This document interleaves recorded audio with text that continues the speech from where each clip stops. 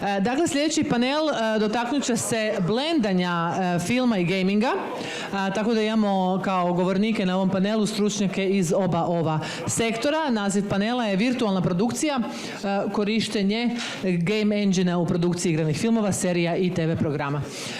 Na panelu sudjeluju kao panelisti, pa ih pozdravite aplauzom, Antonio Nujić, filmski redatelj. A evo i stižu. Jurica Šimunković, vlasnik Digital Dynamics i Novalis Europe. Hrvoje Boljkovac. Antonio, samo ću zamoliti da drugi stolac bude vaš, čisto da na prvi ostane za moderatora. Može, super. Hrvoje Boljkovac, CEO Light Film International. Boris Hergešić, 3D artist Livada produkcija. Andrija Zorić, developer igara i vanjski predavač sveučilišta Algebra. I Armin Konjalić, suradnik LED Unita koji nam dolazi iz daleke Latvije. A cijelu ovu zanimljivu raspravu moderirat će Velimir Grgić, producent iz Pulsar produkcije. Velimir, ja dajem ovaj mikrofon, trajete do 1:15, nakon toga je ručak. Ako produžite, ovi svi ljudi će biti ljuti na vas. Evo tu iznad glave. Znači do 1:15. Morat ćemo malo na double speedu pričati. Jako nas je puno. Ja ću se truditi što manje, da prvo ništa ne reći, jer ako ja krenem, ovo će do navečer treba. Tako da ima vas čak 6, što je stvarno onako impresivno, za 45 minuta, ali bit ćemo to the point. Samo da svi uđu, sjednu, da ne pričamo u kaosu.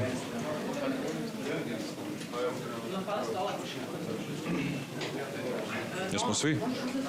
Fali stolac, da. Ne, fali. Fali stolac. Uvijek nisi. Bome smo napunili smo stage, što je, do kraja.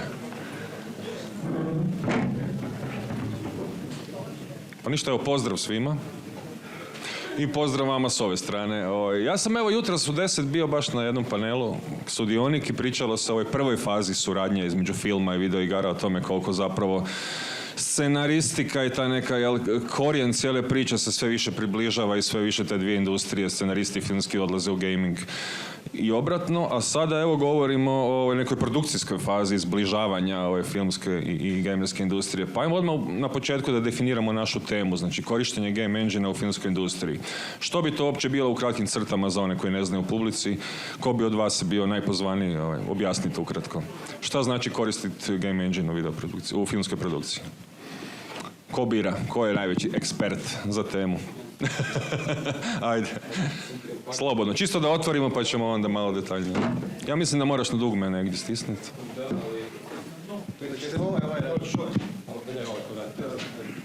Eto, čujemo, odlično.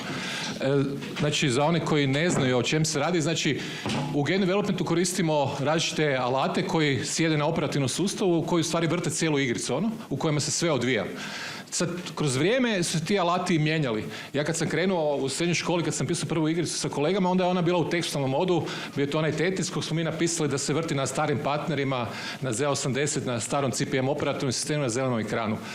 Danas se to vrti u sasvim nekakvom drugom okruženju, to znači da je na nivou operativnog imamo gore iznad toga jedan međulayer, na tom layeru igrice i taj engine u stvari omogućuje da ta igrica živi, a kroz vrijeme je kvaliteta tih engina došla na tu razinu da njihov krajnji proizvod koji gledate na ekranu, koji se koristi i slika u igrici, izgleda kao da je to potpuni fotorealizam u realnom vremenu renderiran, kao da je film. I naravno, čim se to malo približilo, mi smo odmah krenuli koristiti to u produkciji filmova, reklama i tako dalje. I danas najpoznatiji dva engine, znači Unity i Unreal, se stalno koriste i danas većinu nas koristimo Unreal za N stvari. Jedna od stvari koju je renderiranje, znači najčešće pozdine, znači nekog snimimo na greenu, znači nekakvog glumca, a pozdinu kompletno izrenderiramo u Unrealu i jednostavno je zalijepimo na green. Druga varijanta koja je sad malo više postala popularna nakon ovoga korone je virtualna produkcija gdje u stvari koristimo koristimo LED ekrane gdje na LED ekranima projeciramo ono što u realnom vremenu generira engine u stvari za igricu, neku pozadinu ili i karaktere, a lijepimo znači nekog glumca koji je ispred, ali ga kamera snima, znači kamera snima glumca koji je realni, a pozadina je virtualno generirana na ekranima iza. Pri tome ti ekrani, osim što generiraju tu pozadinu, generiraju na neki način i osvjetljenje, znači da to izgleda sve realnije. Evo, to su neka dva najčešća slučaja korištenja, a onaj drugi dio je totalno virtualni, znači da gomila filmova znači kreće sad, po meni sa AI će to biti sve više, znači da će se kompletni filmovi stvoriti znači virtualno, a glumci ćemo skenirati, likove ćemo kreirati, vjerojatno isto sa AI-om u budućnosti. Evo, kratko to, da ne bi odužio. Odlično, hvala. Pa evo s nama, Antonio, ti si zapravo prvi redatelj koji je radio prvi hrvatski dugometražni igrani film na ovaj način. Ti si koristio LED panele, ako se ne varam. Pa evo, možeš nam prvo reći samo u početku da li je to bio plan od starta kad si počeo razmišljati o filmu, da ćeš ga raditi na taj način? Ili je to došlo usput kao neko rješenje za... Pa zapravo mi smo počeli razvijati jedan drugi film sa idejom LED panela, korištenjem Unreal Engine-a i svega.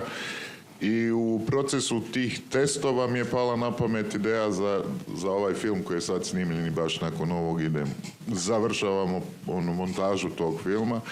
I u principu već u tom testiranju smo vidjeli koliko prednosti ima takav način snimanja, koliko oslobađa od milion poteškoća koje nailazite pri normalnoj filmskoj produkciji na stvarnim lokacijama. Kolika je veća mogućnost kontrole svijeta, zbivanja, kolika je veća mogućnost kontrole svjetla, kontrole kolorita, sve ono što nama u hrvatskom filmu de facto zapravo nikad nije bilo moguće.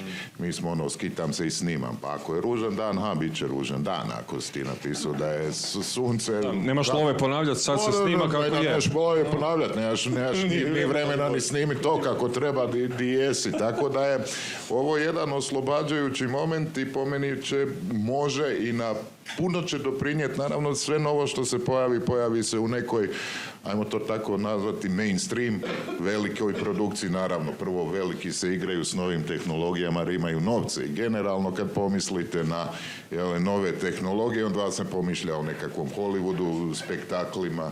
Međutim, ovaj način proizvodnje filmova kako smo mi sad napravili i omogućit će da i hrvatski film, na primjer, konačno napravi film koji se zbiva u epohi, a kad kažemo epoha, to znači da se ne zbiva samo u jednoj sobi u kojoj će biti 3 komode i 1 sat, nego će se moći, recimo, napraviti 3D rekonstrukcija neke, recimo, Zagrebačke ulice iz 30-ih, 20-ih, pa i ranih godina na fotorealističnoj razini i moći ćete smještati svoju radnju. Mislim da će male kinematografije jako puno profitirati razvojem tehnologija, to je već počelo. Dobra braća iz Njemačke, iz Ariflexa su nas jako izjednačili s ostatkom svijeta kad se pojavila Arri Alexa, digitalna kamera koja je dostupna svima i omogućila je da filmovi dobro izgledaju, da ne moraju imati jako skupe objektive i kamere kakvi su nam dotad bili nedostupni. Tako vjerujem da će ova kombinacija zapravo, mi u osnovi govorimo o kombiniranju animiranih tehnika i tehnika snimanja. Time se ljudi na filmu bave, ali doslovce od početaka filma. Georges Méliès, Walt Disney je s 18-17 godina napravio prvi takav film, dok se uopće razmišljao o čemu će raditi. Tako da to sad doživljava neki svoj vrhunac sa novim tehnologijama, bržim procesorima, bržim karticama i sve, i mislim da je jako uzbudljiv novi način rada i promišljanja filma. Evo. To zapravo puni krug, na neki način je novi način rada, a opet vraćamo se, što kažeš, prošlost, gdje smo sve radili zapravo u kazališnom stage-u i simulirali film, ne idemo više na lokacije toliko koliko smo u nekom kazalištu sa pozadinom, jel? Tako je. Mislim, pogotovo ako imate mogućnost da su te lokacije toliko detaljne i toliko uvjerljive da se pitate, ok, neke stvari moraš snimiti na lokaciji, ali onda rekreirati istu tu lokaciju u nekom, ajmo ga nazvati, virtualnom okruženju postaje moguće i puno je jeftino. U koncu, Za sad trenutno ne možemo govoriti što bi bilo točno sve. Nije napravljena baš precizna računica što bi bilo skuplje ili jeftinije. Ali učinci na ovo, na primjer, meni se 60% filmova...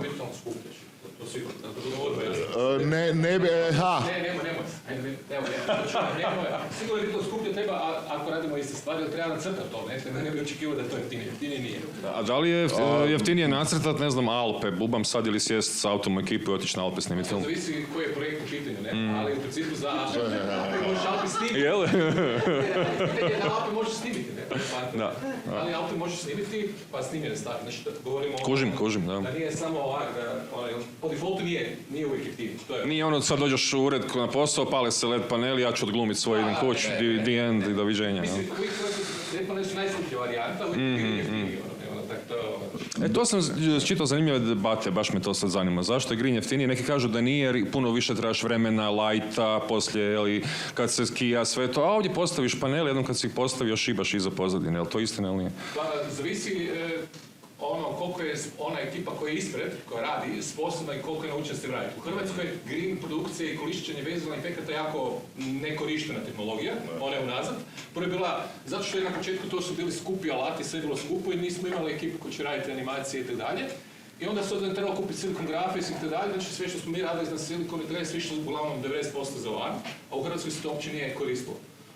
Ali opet kad onda su krenuli jeftiniji alati, danas imamo, ne znam, Blender koji je for free i tako dalje, pa je to se približilo, i sad je to krenulo dalje, ali dalje korištenje toga vrlo limitirano. Znači mi imamo u hrvatskim filmovima jako malo specijalnih efekata, danas se to malo povećalo, ali kad pogledamo ovo nazad, to je bilo jako malo i kroz godine to ide, ali mi jednostavno kaskamo za svijetom vani, zato što smo na jedan strani mali i naši budžeti su jako ograničeni.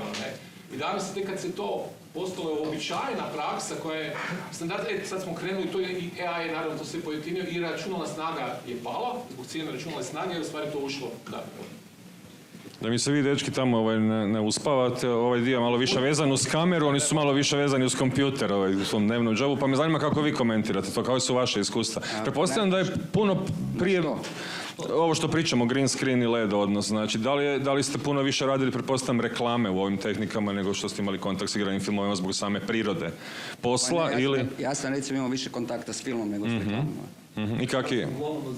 Da, reklamama. Jel? Ali mislim da je osnovna razlika u tome što se sad radi, kad se radi na LED ekranu, to je in-kamera efekt i radi se puno, sad se preselila težnja sa postprodukcije na predprodukciju, pa se sad više puno radi u predprodukciji, priprema, što je zapravo dobro za postprodukciju, jer napokon nismo na kraju kad više nema love, nego moramo razmišljati na malo ranije. I svakako se može pripremiti bolje film, zato što se suradnja sa režiserima i scenografima postaje puno intimnija, jer se mora puno toga pripremiti unaprijed. Znači od starta je već suradnja. Od starta se priprema film i to je benefit za cijelokupni proces. Tako da bih rekao da to je sigurno budućnost, taj LED ekrani, to je tak svi rade. To što mi tu nemamo ta sredstva, možda nemamo toliko love, to ne znači da mi to ne možemo koristiti. Kao što nismo odustali ni od animiranog filma zato što se u Americi radi Pixar. Imali smo mi Zagrebačku školu filma pa smo napravili nešto što je imalo smisla. Tako i sa ovim će biti ista stvar. Tako da ispadaju mi konzerve i žep. Puno potencijala ima u svakom slučaju. Mi ćemo uvijek biti malo punk varijanta kao što i kad snimamo u regularnim uvjetima, nije to baš nalik ozbiljnom snimanju, više je to tako malo... Simulacija ozbiljnog snimanja. Malo kao pa malo ni nešto, ali... Zavisi na čijem filmu. Vidite, vrlo je jednostavno. Tu su ljudi iz Havca i dobro znaju s kojim budžetima mi raspolažemo. Cijela hrvatska kinematografija košta ako jedan prosječan evropski film. A nije kad pogledate evropski film, neki da kažete, gle ovo. Ali mi smo u toj razini, tako da je sasvim jasno da mi kad snimamo na tradicionalni način ne radimo to onako kako treba. U hrvatskoj kinematografiji, scenografija i kostimografija su svedene na smiješne stvari. Evo sad scenografiju možda riješimo na ovaj način. Scenografija će sada sigurno postati interesantnija. Ali postaće interesantnija i zanimljivija jer je možemo raditi da ne koristimo baš fizičku gradnju. A kad bi vam ja rekao što ne mogu sada, ali izgraditi jedan objekt stvarni, imali smo za film jedan izgrađen stvarni objekt i cijeli 3 km kvadratna grada koja je napravio, evo ovaj čovjek tu, sam. Ova stvarna scenografija je bila skuplja. Na kraju je bila skuplja, da ljudi koje morate dovesti Materijala, pretpostavljam. Građevinski koji je dovesti, sad je ovo sve, kad je taj materijal otišao u gradu, bilo skup. Evo samo da se nadovežem, da popunim još Antonija. Znači, interesantno je to što se tiče te scenografije virtualne i stvarne. Znači, stvarna scenografija je i dalje potrebna i zato što je potrebno napraviti, kako bi rekao, da efekt bude taj in-camera efekt kako treba, mora se i ova scenografija oko koje se glumci kreću, koja je najgora koja treba za kontakt sa glumcima, da se ne mora rekreirati, i ova virtualna moraju biti u skladu. Tako da se i ona mora scenografski obraditi na vrijeme. Ali onda ne moraš graditi to, ostatak grada, ostatak dvorca ili ne znam, ali moraš napraviti recimo ovaj prednji dio, moraš sagraditi i što ga bolje sagradiš i uskladiš sa ovom pozadinom, to će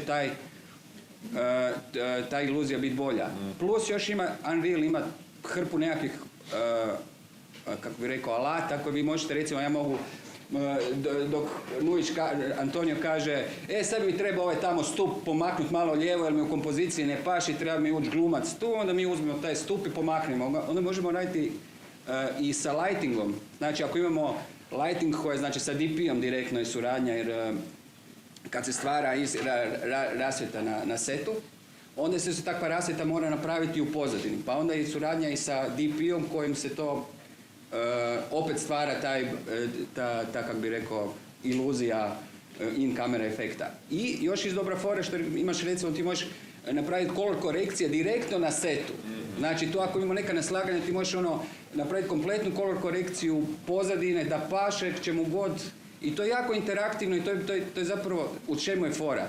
Fora je da je, za razliku od postprodukcije, gdje svi ljudi rade na green screenu, gdje ima puno problema s tom komunikacijom, ovdje se sve radi opet na setu.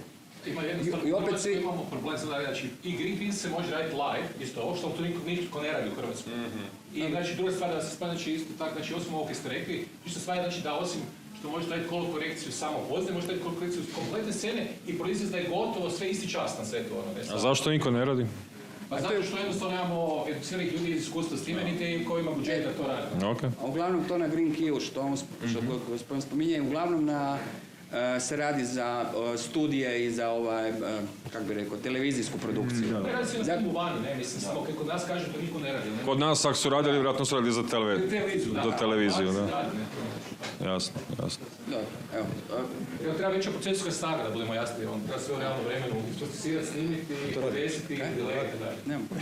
Znači nemamo ljude ukratko za to ni znanje. Zato smo tu da ih naučimo, ali ne brigo nas. Da vas vrbujemo ovdje s publikom. Ko će se stvariti učiti, znači potencijala i prostora ima, tako da. A zašto je virtualna produkcija skuplja? Mislim da nije skuplja. Virtualna produkcija skuplja? Pa nije. Zavisi od projekta, ali realno govoreći, imate kod virtualne produkcije, zavisi točno o čemu pričamo. Znači, postoje velike razlike o tome što snimamo. Znači, ako ćemo sad rekreirati 3 km nekakve ceste, odnosno koja ne postoje ili je jako to ne može naša scenografija 3 km da uredi, da bude u srednjem vijeku, to će koštati do neba. Znači, to je jeftinije napraviti virtualno. Ali ako govorimo da je u pitanju Savska cesta, pa onda ju snimiš samo sa kamerom, a opet onda je to jeftinije. Znači, to je ovisno od koji je projekat i o čemu se radi. To je jako... Da, ali zar ne bi onda u Hollywoodu svi ovi najveći filmovi koristili najmanje efekata ako je skuplje? Meni se čini da... Svaki hollywoodski film je kombinacija. A je, ali naravno da onaj definitivno dominiraju efekti. Posebno ovi hitovi u zadnje vrijeme, kad gledaš making of, sve što vidiš je brdo zelenog, ničeg drugog. Hobbit je skočio skroz na... Da li trošak Hobbita za hrvatske uvjete za jednu scenu, crtanja, Ozdina, to je budžet cijelog filma u Hrvatskoj. Ja, ali isto mislim da je razlika u tome da... budemo jasni. Ne, kad kupujete recimo hranu, jel tak, skuplje je kupiti namirnice za cijeli tjedan, ali recimo puno više se to isplati nego svaki dan naručivati hranu, jel tako? Isto tako mislim da je ovdje uložite u nekakve stvari unaprijed što su možda skuplje, onda kasnije se to isplati, kao što smo rekli, možemo onda mijenjati stvari on the fly, možemo mijenjati boje, možemo mijenjati... Ali u Hrvatskoj nema 400 animatora da bi to napravili. Ok, ali ovo je globalna industrija, ovo je globalna industrija. Ne moramo raditi samo u Hrvatskoj. Da, ima i u Italiji. Čim Haus poveća budžete, to je. Da, mi u Rigi radimo velike projekte, velike filmove i feedback koji ja imam od ove produkcije da generalno virtual produkcija za neke niskobudžetne filmove njima je možda nedostižno samo da rentaju dan u tom studiju, ali za produkciju to je cast cutting, znači nešto što si planirao da potrošiš 10-20 miliona, odjedno možeš da napraviš za 2-3 i za njih je to nevjerovatno jeftino. Mislim da je uopće teško uspoređivati produkciju sa svim ovim drugim i ovim što mi ovdje radimo. Recimo, ovo što je Antonio sad radio, njegov film, njemu je virtualna produkcija omogućila puno stvari koje inače ne bi mogao napraviti. Ali ja recimo dolazim iz svijeta reklama, gdje nam se zapravo virtualna produkcija i LED ekrani nisu pokazali kao najsretnije rješenje iz jednog razloga, a to je da mi kao finalnog korisnika imamo klijenta koji je sklon izmjenama u zadnji čas. Vi kad snimate nešto, da bi snimali nešto na LED ekranima, morate sve detaljno pripremiti. Znači, odraditi animaciju, pozadinu, iza, ta pozadina mora pratiti pokret kamere, sve mora biti spremno i u jednom trenutku kad se snimi, više nema promjena. Klijentima na reklamama je to nešto nezamislivo. I oni dođu sa upitom, ko ajmo to raditi na LED ekranima, ajmo probati ovako, onako, i sve je super dok im ne kažemo, jel, gle, to kad snimimo, takac, makac, gotovo je, nema promjena poslije. Mi sad ne bi tako, ajmo se ipak vratiti na klasično snimanje. Tako da zapravo, recimo, iz mog iskustva, u reklamama, virtualna produkcija nije se baš pokazala kao nešto osobito korisna. Ali opet, to je druga vrsta branše, druga vrsta industrije. Za film mislim da je ona više struko korisna i stvarno će omogućiti jako puno toga što je prije bilo nemoguće napraviti. No, što je jako zanimljivo zapravo. Dolaze klijenti sa znanjem već, kao mi bi ovo snimili ovako, pa onda tražimo da se cijena spusti, digne šta god. Jel? Vrlo rijetko je znanje na strani klijenta u zadnje vrijeme, moram priznati. Neki poremećaj u zadnjih 10 godina. Tako da uglavnom ih svaki put moramo educirati iz početka i objašnjavati gdje su problemi i zašto je situacija takva kakva je. Ali kažem, jednostavno kod klijenta, tamo je toliko puno ljudi uvijek involvirano u donošenje odluka i njima je nemoguće objasniti da se nešto neće smjeti, odnosno neće moći promijeniti na kraju. Tako da za reklame u 90% slučajeva ja bih rekao da virtualna produkcija otpada. Ne? Da, dobro, dok sam radio reklame, isti su problemi bili zato, oni imaju jako puno problema u donošenju odluke šta oni zapravo hoće. Da stalno snimate na način da ostavljate milion opcija poslije za sve te komentare. Ovdje naprosto tu nema prostora za to, moramo se dogovoriti. Mi prije nego što smo, ja sam 6 mjeseci prije snimanja filma imao gotov storyboard cijelog filma, da bi mi uopće mogli početi raditi. Da uopće znamo što nam treba, koji su, pa su onda je to bilo još storyboarda na storyboarda, pa onda jednu sličicu razložite na 5 sličica da vidimo šta nam je ok, glumac i ovo, pa šta je dubina, šta nam treba još ovdje, Tako da je to velika, reklame uglavnom nemaju ni neki vremenski okvir u kojem nastaju da bi se to sve zapravo moglo raditi na taj način. Sve ovo što se na filmu mjeri u nekakvim mjesecima, a u reklamama, znači prosječan vijek produkcije reklame je recimo mjesec dana. Od trenutka kad dobijete potvrdu projekta pa dok se ne nađe lokacija, pripremi sve dok se ne snimi. Znači, a unutar mjesec dana ne postoji teoretski način da se išta za virtualnu produkciju pripremi, to je naprosto nemoguće. Evo, mogu još samo nešto reći u vezi ovoga uloge LED produkcije, recimo na hrvatskom filmu. Znači, to neće nikad biti da ćete vi snimiti baš cijeli film na da ćete baš snimiti cijeli film na LED ekranu. I dalje ćete imati postprodukciju, i dalje ćete snimati negdje u vani, i dalje ćete, to je samo jedna tehnika koja će se sad sve više koristiti s obzirom na potrebe filma, tako da sasvim sigurno ćemo to sad sve više, i čak i ti LED ekrani nisu više toliko skupi, ima i sad već i neki studiji se pripremaju napraviti bar manji dio da su u LED ekranima, pa će biti to pristupačnije. Tako da mislim kao dio neke filmske produkcije da će sigurno to sad postati aktualno i zgodno svima i fora za raditi, pa kako će vrijeme odlaziti, tako će to postati sve više kao dio i naše kinematografije, ja se nadam. Bez bez obzira na silnu cijenu koliko to zapravo košta negdje u Americi. Da, jasno. Pa ajmo malo raščlaniti sam proces. Sigurno tu u publici ima neko ko jednog dana misli ja ću napraviti film i kome da se javim i odakle da krenem i kako to uopće izgleda. Šta je prvi, drugi, treći korak? Evo, ko bi od vas želio malo pojasniti, možda po koracima, ili barem vas nekoliko može objasniti svaki korak kojim se on bavi u samom procesu, jel? Od imam ideju do trebam je snimiti, da li da uzmem LED panele, da li da radim kombinaciju, da li da uzmem green screen, šta da radim, jadan i kuda krenem.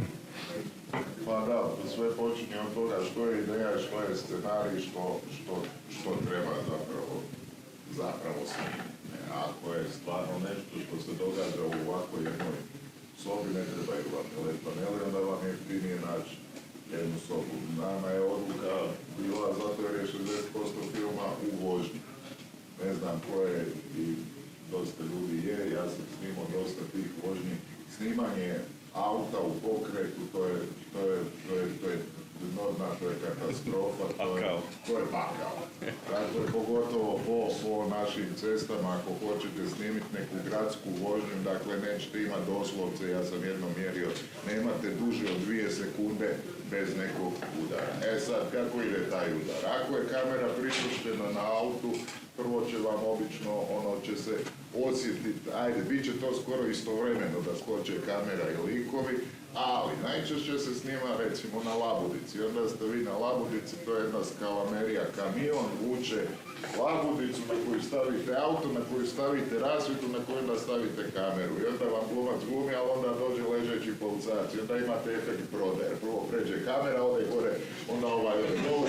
I uglavnom vi tako vrtite jedno pola sata, kad uđete u montažu imate jedno 18 sekundi iskoristive slike, to kompletan možete baciti zato jer tu se ne čuje samo se ne čuje ono što se treba čuti, auto i dijalog. Sve ostalo čujete, jer naravno ako nešto vuče kamiončina od ne znam koliko konjskih snaga, to dosta konkretno sad moj montažer uživa kaj ja vidi ovo, kaže, mogu u autu montirati po zvučnom zapisu, jer kad likovi ne govore, naprosto je tišina. Vi kad vidite zvučni zapis iz autopokret, to je ovako jedan debeli val, u kojem tu i tamo neki pik, ako se neki glumac baš jako zabere. Ono drugo što smo rekli, kontrola svjetla, kontrola kolorita, vi kad izađete na cestu, vi ste u milion boja gdje god okrenete kameru. Pravilo svih pametnih, dobrih i školovanih production dizajnera je ostani u 3 boje. Ostani u 3 boje. Mi smo prvi put na ovom filmu, sam došao sa color kartom i sve smo radili po color karti kako se inače radi. To je ono što sam rekao ranije. Mi improviziramo i ove tradicionalne načine snimanja, kome ja da dođem s color kartom, šta radim? Da ničemo sve reklame u kadru i sve. To se može, naravno, ali mi ne možemo jer će to nešto koštati. I u tom smislu, kada govorimo možda o količini novca i ovako, jednako mi ćemo sad nakon filma sjest pa nekako pomno sve izračunati. Ali, brzina snimanja u studiju 3 put veća nego na 3 put se drži nego na stvarnoj lokaciji. To je jako bitno za oni koji ne znaju vrijeme, novac, ako je igdje u filmu najviše, jel? Mi smo ovaj film snimili efektivno u 16 dana. Imali smo formalno 19 dana, objektivno je bilo 16 snimajućih dana. Najnormalniji film od sat i pol vremena, znate. Tu dođete do 5-6 minuta po danu da možete snimiti, a da imate sve potrebne pozicije i kamere. Nismo se stvarno štedili, nije bilo. I ja sad u montaži uživam jer imam sve. Ne moram ono što kažu tražiti prečace, ko što uvijek kad si u stvarnom curi, nećemo snimiti 4, snimit ćemo 2 kadra, jel se to vidi? Vidi se, da. Na kraju se uvijek vidi. Tako da je prije svega je odluka se bazira na onome što želiš snimiti. Ako ti radiš nekakav kvazi dokumentaristički film gdje je jako bitno da je to sve realno, utemeljeno u tlu, onda nećeš koristiti, ali ako hoćeš imalo pomjereniju priču, izmješteniju i sve, ja bih uvijek preporučio razmisliti kako kreirati taj svijet da je bolji 3D način, virtualna produkcija nego ne. I ako se ima vremena za planiranje, ako se radi reklam, se mora. I onda kad doneseš tu odluku da ćeš raditi na taj način, šta zoveš Borisa, koga se zove, koji je sljedeći korak, jel? Da pomogne da nacrta nešto. Kolege mogu više, mi jesmo malo deficitarni, naravno, koji smo u svim sektorima deficitarni, tako smo i u sektorima animacije, baratanja sa svim. Mislim, možda je jedna od najbitnijih stvari koje da se nadoveže, znači najbitnije stvari kad odlučite što ćete raditi, da onda nađete nekoga koje je tehničko i kreativno pismo, evo tako ću reći. Ko zna kako to napraviti. Da, takvih stvari u Hrvatskoj imamo jako malo. To sad, recimo, ko Pandam ove priče, znači 90% snimanja u autu bi mi u Hrvatskoj uvijek radili na laborici, ne? A u isto vrijeme, Hollywood je to uglavnom radio jedan dobar dio u studiju, na green screenu ili sa back projekcijom. Ali kad mi nemamo novaca i nemamo ni studio, realno, za tak nešto, recimo ja imam studio za možete upedati auto, imam green i tako dalje, ali u principu hrvatski filmovi nemaju budžeta, niti su naučeni na taj način raditi. Znači imate dva problema i ko će vam izgenerati, znači ko će nacrtati u pozadinu ili ko će snimiti, znači čak i kromaki, čak i ne morate, možete to snimiti, ali ko će taj bit i taj dio iskustva, šta se može napraviti sa green cam i tako dalje, jednostavno fali. Sad se taj dio promijenio zato što uz nove tehnologije i pojačanje kompjuterske snage je puno lakše zalijepiti nešto, jer ne mora biti čisti taj green, idealan, jer može to napraviti. Prije, kad se radilo sa filmskom traku, to je moralo biti skoro idealno da bi to laboratorij zalijepio, ne? A mi to jednostavno nismo imali. Mislim, i kad se, ne znam, vratimo malo možda unazad, da sam ja gurao Avide za videomontažu u Hrvatskoj prije 25 godina, onda je jedan od glavnih mojih izazova bio kako ćemo montirati film na Avidu, ne? I onda sam doveo Engleza koji je učio kako ćemo prvo stelikinirati filmsku traku na betu, pa ćemo onda betu digitalizirati, pa ćemo sa key-kodom upucati unutra. I sad je to jedno vrijeme bilo normalni način montaže, smije, ne? A onda smo imali jednu veliku evoluciju koja je bio skok prvo na Red, pa na Alexu i Digitaliju, ne?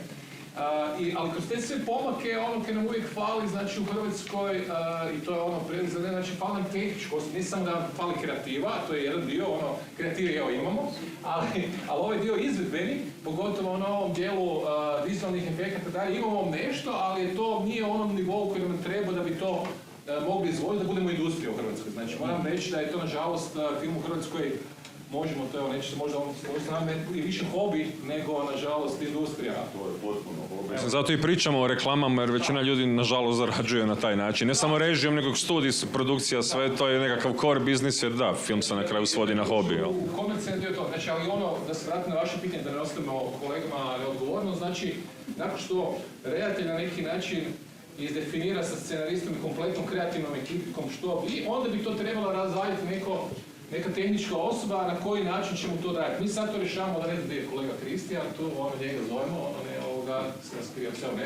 njega zovete. Ja sam taj koji sam njega uvijek šalim kada zovete njega, bio je prije kolega Dobrica koji radio kod mene ili često moji zovu mene uvijek da pitaju kako da neke naprave, ne?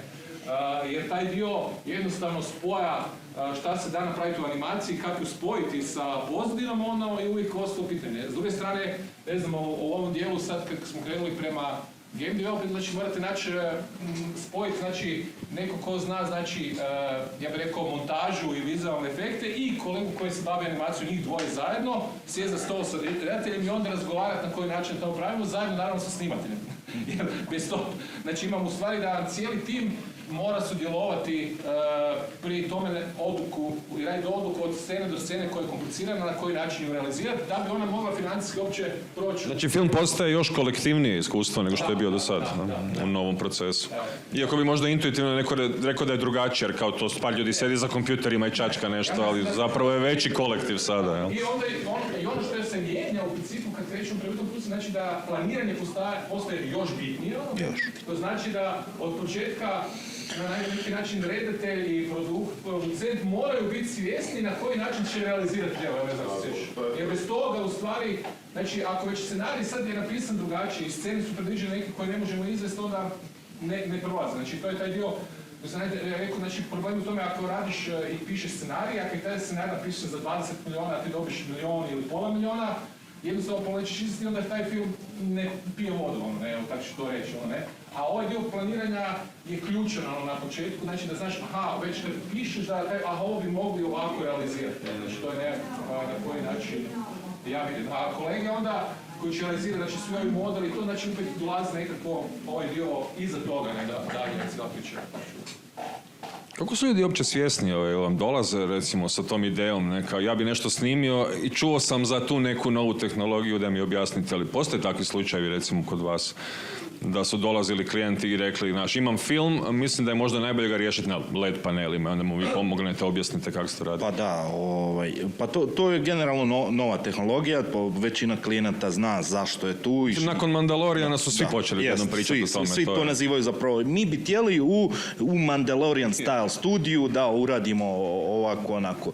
A u suštini sve je stvar pripreme. Mora se duboko da se odradi priprema. Zašto je ono cost cutting? Zato što ti u suštini skraćava shooting days, ali zato se u pripremi se sve pripremi, do detalja se napravi taj Unreal Engine svijet i sad ti u tom svijetu možeš da koriguješ lijevo, desno, ali u suštini bitno je da napraviš. Bitno je onda kostimografija, props i dalje, nigdje to nije otišlo. Znači u Unreal Engineu se radi samo treći plan, a i dalje ono što je u prvom i drugom planu, ono i dalje to napraviš. I ono što smo vidjeli da najviše tu ta efikasnost se radi zato što radi se sa glumcima koji su profesionalni kazališni glumci, koji znaju da izrepetiraju svoj tekst, da oni u jednom danu mogu da snime gomilu scena i tako da nešto što se snimilo nekad mjesecima može da se uradi za 2-3 dana zato što su oni svi su došli spremni. Nema puno prostora za improvizaciju. Ima mogućnosti za on spot neki korekciju, ali sve je manje i manje prostora za neku improvizaciju ili da dođe se nespreman na veliki novci se ulažu u taj jedan shooting dan i zato ogroman effort se ulaže da bi sve bilo spremno na taj dan. Koliko to kao autoru recimo smeta, što nema prostora za improvizaciju, što moraš biti totalno vojnički? Znači sad jedan Herzog bi vjerojatno pao u predinfarktno stanje, kao pa cijeli moj film ja dođem i gledam šta da radim na lokaciji, improviziram kao pjesnik. Nema više poezije, to je sad doslovno, došao sam i moram biti vrlo ustrojen, jel? Meni je to bilo čisto uživanje. Je, a? Onda naprosto ovako se svi okrenu, a kako sad? Ovako. Kako je sličice. Pa naprosto kao autor prihvatiš činjenicu da ćeš morat sve pripremiti, imat sve odgovore puno prije snimanja, a mene je ubijala ta improvizacija na setu. Jer ja volim se pripremiti, ja ne volim kad idete na put, ideš u Rijeku, pa znaš bar put kojim ćeš ići, možeš ti sad možda odlučiti jednom stati, a nisi planirao, jer ćeš biti žedan, pa ćeš kupiti plašću vode. Ali nekad vam je snimanje na setu bilo toliko se toga, vi sada, na primjer, obiđemo mi lokaciju i kažem, evo, snimat ćemo tamo. Lokacije se obilaze puno prije snimanja, da se mogu riješiti dozvole, da se mogu.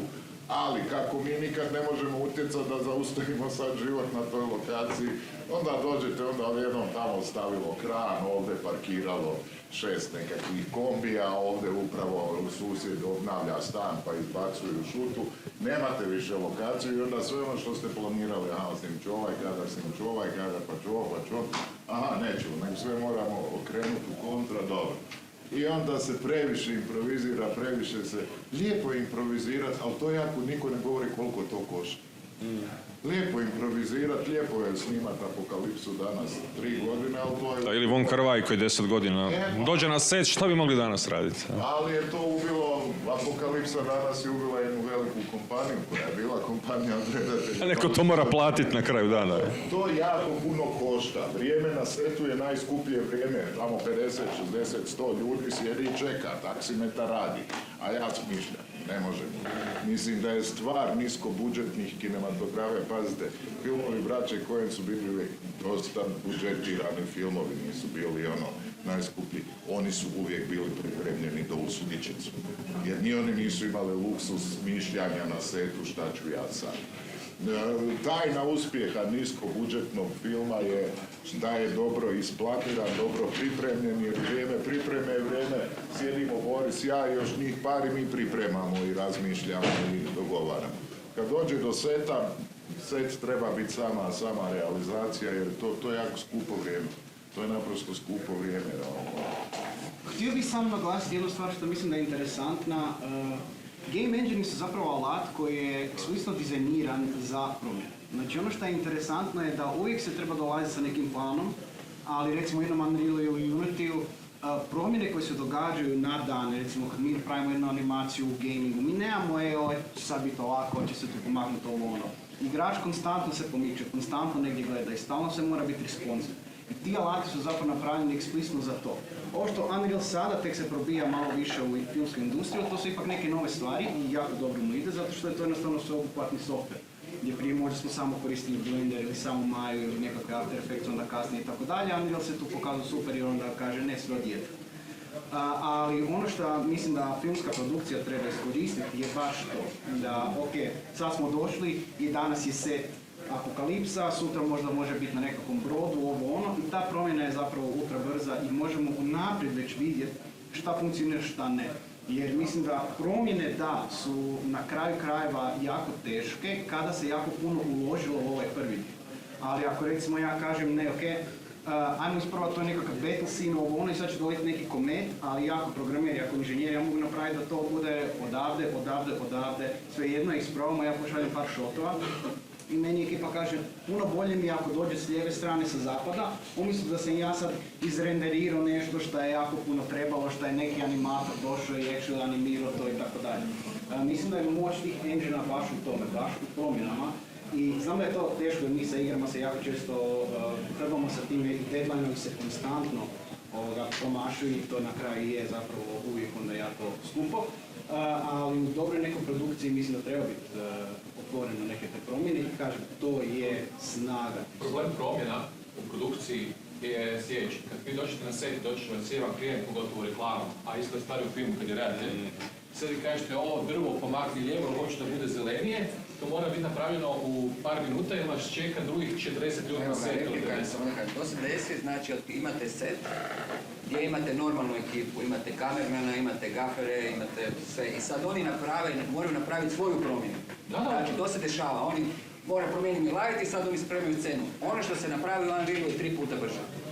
Znači to je ovo. Ono čekaš, ok, sad ovi još rade, pripremaju real set. Tako da te promjene koje se dešavaju u Unrealu su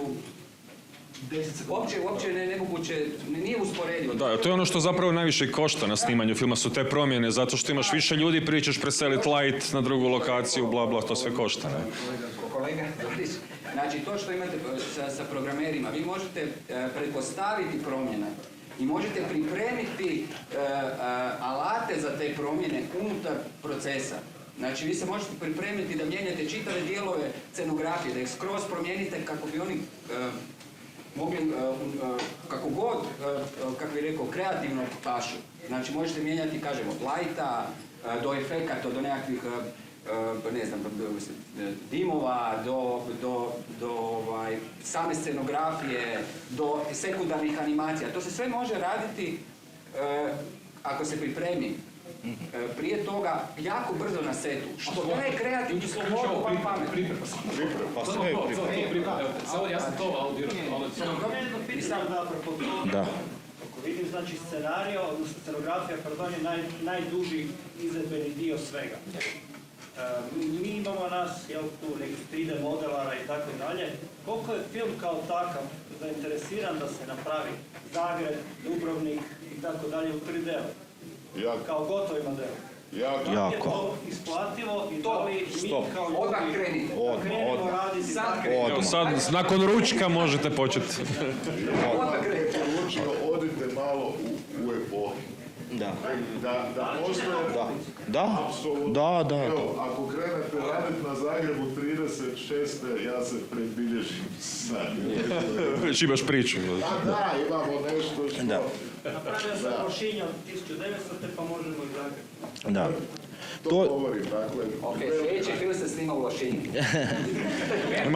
Imamo još par minuta za pitanja, pa ajde da ćemo. Imamo još jedno pitanje, da ćemo. Može.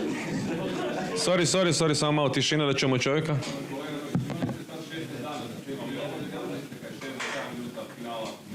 Da. Znači, to bi je realno da se radi, bez obzira na ove tehničke probleme zvuka, leđih komunikacija, to bi trajalo, 16 dana bi trajalo, radili bi Kevin, znači 3 put duže. 50 dana. Pa maksimum koji si obično hrvatski budžet filmski može priuštiti je 30 dana. To je baš, jako je teško dobiti više snimajućih dana zbog cijena i svega. Dakle, de facto ne bi bilo izvedivo u bilo kojim drugim uvjetima osim u ovim u kojima smo radili. Ali da, vremenski hrvatski film mora snimiti, baš moraš snimiti 3 minute dnevno. I u principu niko ni ne piše takve scenarije u kojima je to neostvarivo. Zato se u našim filmovima jako puno priča jer je dijalog jeftin. Sve ostalo je skupo, ako ćeš nešto sada... I kadrovi se skoro mijenjaju. Pa, normalno, zato jer ih ne stigneš snimiti puno u danu.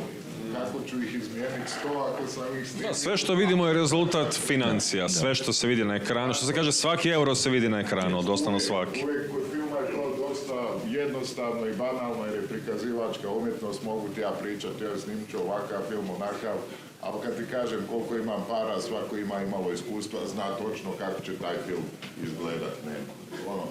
Sasvim ti jasno neće biti Dina, nećeš biti Ruž, nego više kao tak par ljudi, nešto, diski, kako si.